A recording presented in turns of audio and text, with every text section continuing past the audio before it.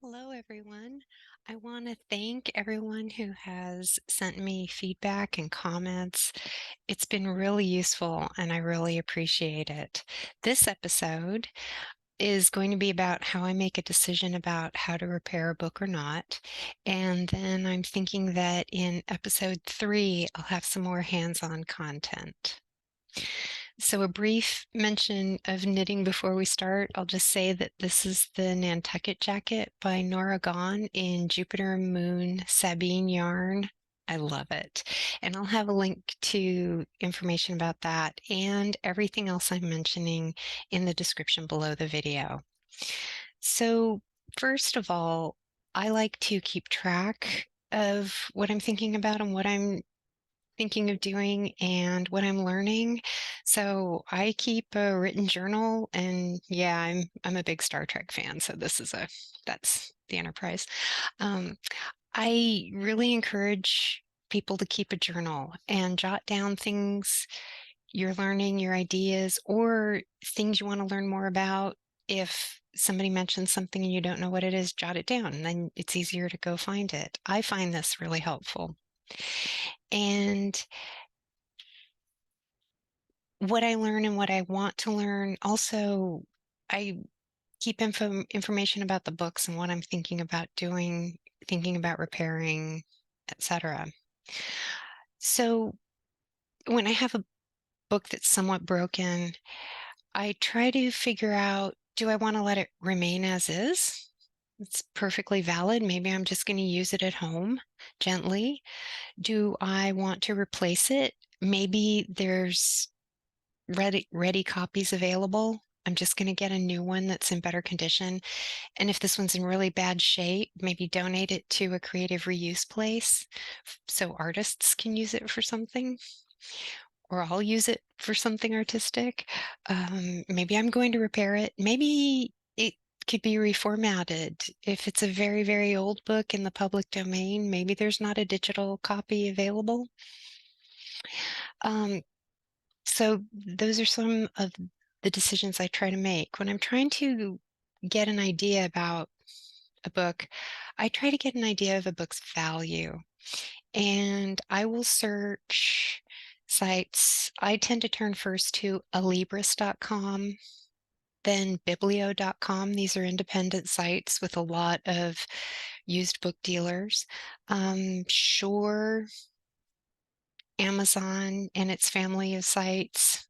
Actually, I hate to use the word family. It's conglomeration of sites. I don't know how best to describe it. Uh, Amazon, eBay, they might have copies readily available too.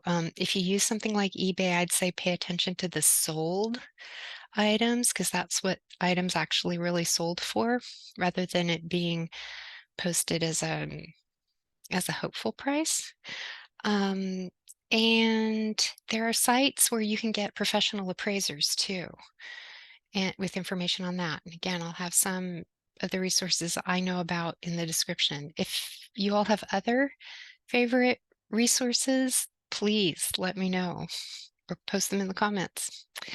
Um, and if I decide not to repair an item, but I'd like to keep it, it can be tied up.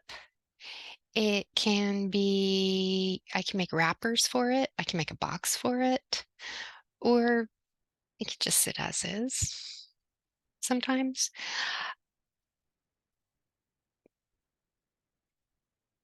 And there are, if I do decide to repair it, there are some great videos that I really like that I found here on YouTube. And I'm going to put links to those in the description.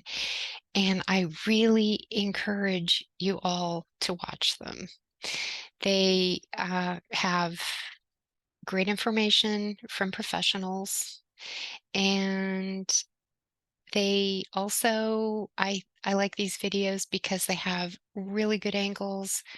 You can really see what they're doing, and there's some very usual and very helpful repairs. There's also a couple of online manuals that I really, really like. The first one I'm going to mention is by Artemis Bonadea from a library in Alaska. It's free.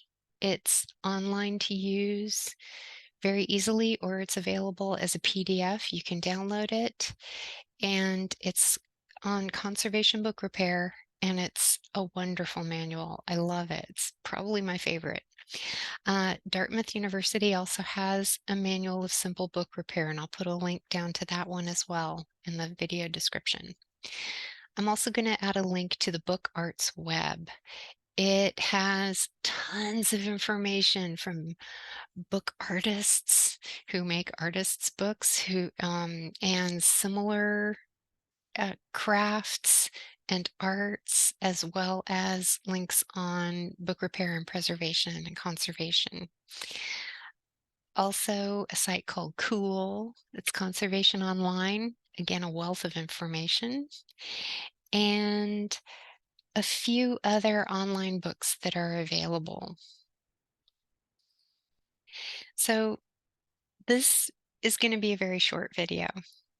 And next time I'm going to get more into one of my books, talk about what I've decided to do with it. I don't know yet, but I'm going to decide, and then hopefully start doing it. So thanks for joining me, and thank you for watching.